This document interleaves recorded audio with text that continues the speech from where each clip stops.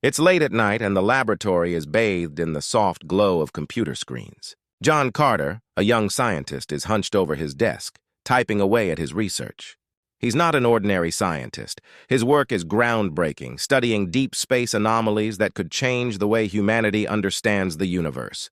But for now, his world is quiet, peaceful, and mundane. The kind of place where nothing extraordinary ever happens. Or so he thinks. John, lost in thought, suddenly notices a strange flicker on his computer screen.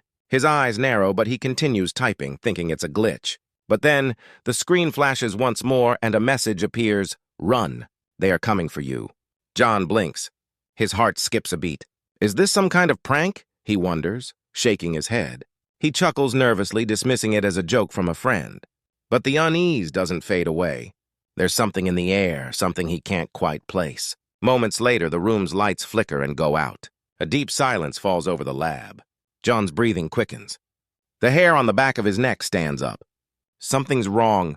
The only light left comes from the dull glow of the computer screen, illuminating his worried face. He walks to the window and looks outside, hoping to calm his nerves. But instead of the usual view of the city streets, he's greeted with an unfamiliar sight. A sleek, glowing craft descending rapidly from the sky. Its silhouette shimmers in the night as it hovers just above the ground, its shape unlike anything John has ever seen before. A chill runs down his spine as he watches the craft, frozen in place. He doesn't know what it is, but he knows it's not human. And it's here for him. John's heart races. He feels his palms grow clammy as a noise breaks the silence. A faint sound. Footsteps? Someone is walking towards him, but no one is supposed to be here. The lab is far from the main building, isolated and tucked away in the middle of nowhere. His mind races. Who is it? What do they want with me? The tension is unbearable as the sound of footsteps grows louder, getting closer. Every step seems to echo through the empty hallways, building an almost tangible sense of dread. John's heart pounds in his chest as the realization dawns on him. He's not alone, and he's not safe. The world he's known is about to be shattered. John snaps out of his thoughts, and the sense of danger becomes real. The door to the lab slams shut with a loud bang, locking with a force he can't explain. Panic floods his mind as he quickly tries to open the door, but it won't budge. The air feels thick, heavy with tension, as if the world around him is closing in. What is going on? He turns to the windows, but the eerie craft outside has vanished, leaving nothing but the faint glow on the horizon. Suddenly, a figure materializes in the doorway, cloaked in a shimmering, almost invisible suit. John's blood runs cold. He can barely make out the shape of a person, but the faint outline of the figure, distorted by some kind of cloaking technology, sends a shiver through him. The figure steps forward, and John can now see a pair of glowing eyes staring back at him through the cloak. A low metallic voice fills the room. John Carter. "You are my target." John's heart skips a beat as the voice echoes through the room, the chilling words making it clear that this is no ordinary human. This is no misunderstanding. He's been marked by someone or something dangerous, and it's here to kill him. The figure raises its arm, revealing a weapon unlike anything John has ever seen. It's sleek, almost organic in design, with a glowing energy core pulsating beneath the surface. The assassin steps closer, moving with the precision and purpose of a trained killer. Every movement is calculated, deliberate. The tension in the room is suffocating. Why is this happening? John thinks as his mind races. Who would want me dead? He stumbles backward, his hand groping for something, anything he can use to defend himself, but there's nothing. His breath comes in shallow gasps as the reality of the situation settles in. He's completely outmatched, facing an enemy he doesn't understand with no way out. The assassin takes another step forward, and John realizes he's not just after me because of my work. The assassin's glowing eyes lock onto him with cold intent. This is personal. This is a hunter tracking its prey. John Carter is on the run. His heart pounds in his chest as he clutches a small, mysterious device in his hand. It's a communicator, but unlike anything he's ever seen. The device, sleek and compact, is encrypted to the point that it only activates under certain conditions, something John doesn't fully understand. As he escapes into the night, with the sound of distant explosions and the hum of drones in the air, he manages to trigger the communicator. The moment he activates it, a holographic message appears. It's brief, but it changes everything. The voice is calm, but the weight of its words is suffocating. You've been marked. The Galactic Council wants you dead. Your research threatens their rule. Run! John's mind reels. He never imagined his work, studying deep space anomalies, would attract the attention of such a powerful enemy. The data he believed was harmless contains secrets that could dismantle the Galactic Council's iron grip on the galaxy. It's a truth he can no longer ignore, and it's a truth that has sealed his fate. He's not just running from one assassin. He's running from an empire, a force of darkness that rules the stars with an iron fist. John finally reaches a safe house, a hidden location where he can catch his breath. But before he can process everything, a woman steps out of the shadows. Her name is Bonner. She's a skilled fighter, and more importantly, she's someone who knows what the Galactic Council is capable of. Bonner tells him that his research is the key to humanity's survival. If he doesn't complete his work, the Council will crush Earth and everyone on it. She tells him she's part of a resistance, a group dedicated to taking down the AI-led Galactic Council. Before John can digest everything Bonner has just told him, the sound of explosions grows louder. They've found him. The assassin, using advanced cloaking technology, is closing in with terrifying precision. John and Bonner are forced to run again, this time through the chaos of the city. Drones fly overhead, scanning for any sign of them, while AI-controlled soldiers patrol the streets, their mechanical eyes scanning every corner. The city feels like a war zone. Buildings explode in the distance, and fighter ships zoom overhead, leaving trails of smoke in their wake. John's heart races as they dart down narrow alleyways, the footsteps of the assassin's drones growing louder and closer. With Bonner's guidance, he narrowly avoids capture. The chase is relentless, with every second counting. Every corner they turn could lead them into the assassin's deadly sights. John's mind races, trying to process everything while trying to stay alive. How did he go from being a normal scientist to a target for the most powerful alien empire in the galaxy? As the fight for survival continues, John begins to understand. The real battle has just begun. The assassin is relentless, but with Bonner at his side, there might still be a chance. The chase escalates when John and Bonner find themselves in an old, abandoned underground military base, a relic of Earth's past wars.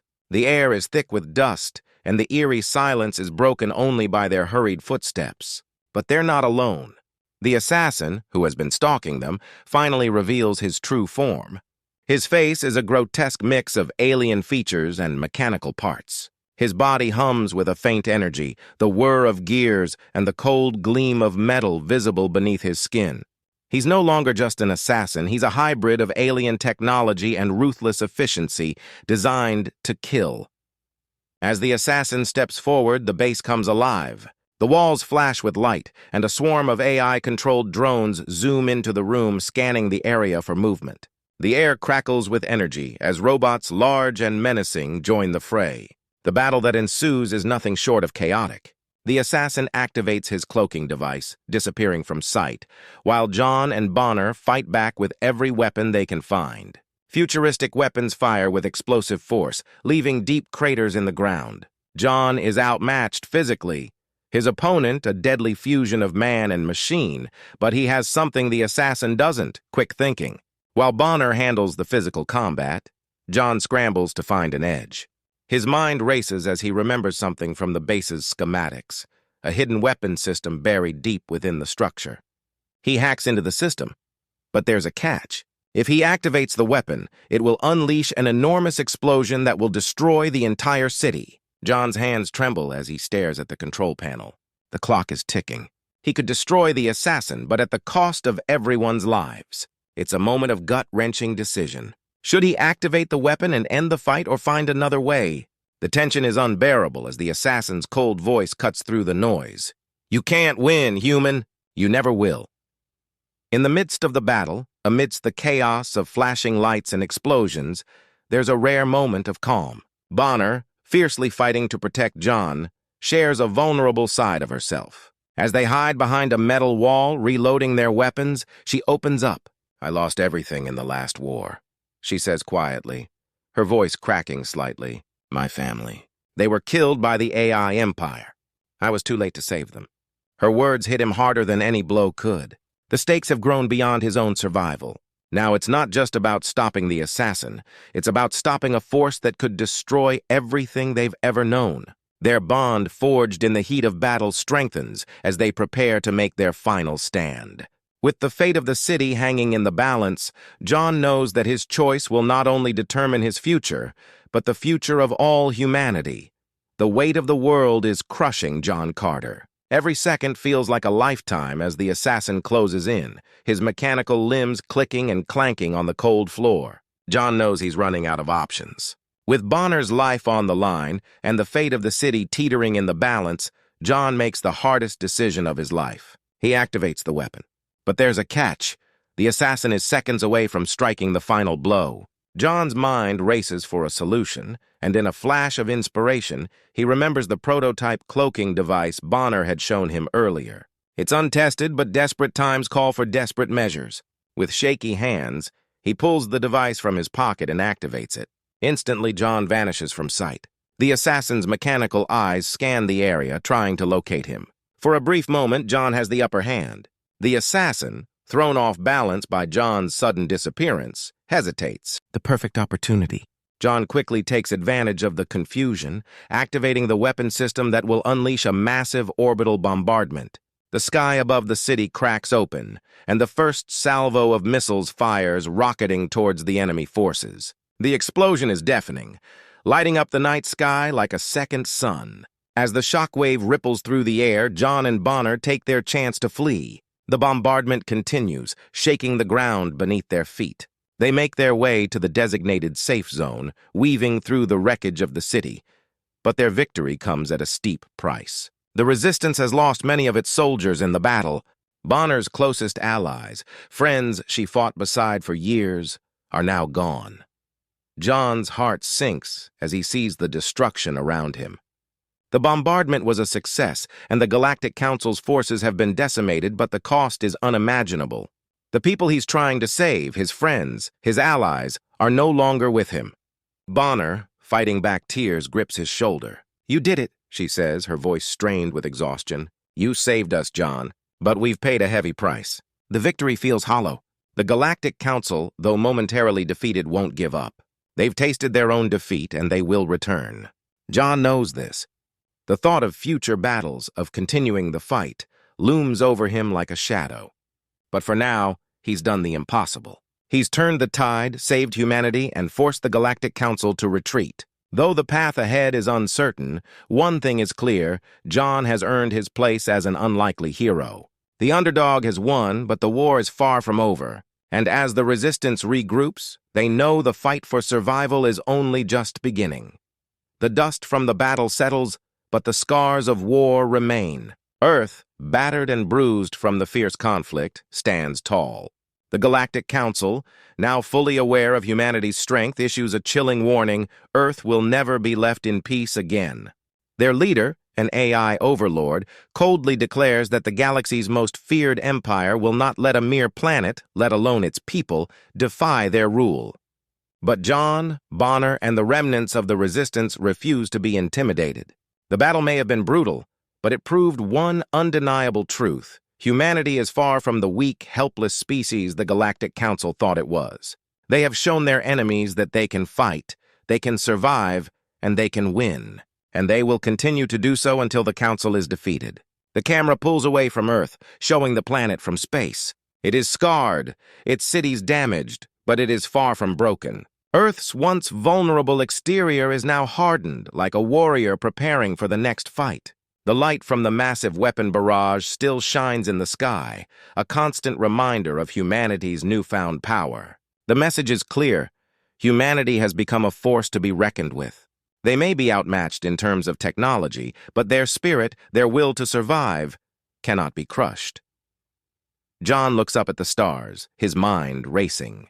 The battle may be over for now, but the war is far from won. He knows the Galactic Council won't give up so easily. Yet, as he stands there, looking at the vast universe that once seemed so far beyond his reach, he feels something he hasn't felt before: hope. Bonner steps up beside him, placing a hand on his shoulder. Her touch is firm, but her eyes betray the weight of the journey ahead. They have both changed forever. No longer just a scientist and a soldier, John and Bonner have become Earth's last hope. Together, they will continue the fight for humanity's survival. We'll face them together, Bonner says, her voice steady and full of resolve. Whatever comes next, we fight. John nods, feeling the weight of responsibility pressing down on him. But for the first time, he doesn't feel alone. He has allies, he has friends, and together they will stand against the coming storm. The stars twinkle above them, as if acknowledging their resolve. Earth's future may be uncertain, but one thing is clear: humanity is ready to face whatever the galaxy throws at them. With courage in their hearts and determination in their souls, they will not back down. The fight for survival continues, and Earth's true battle has only just begun.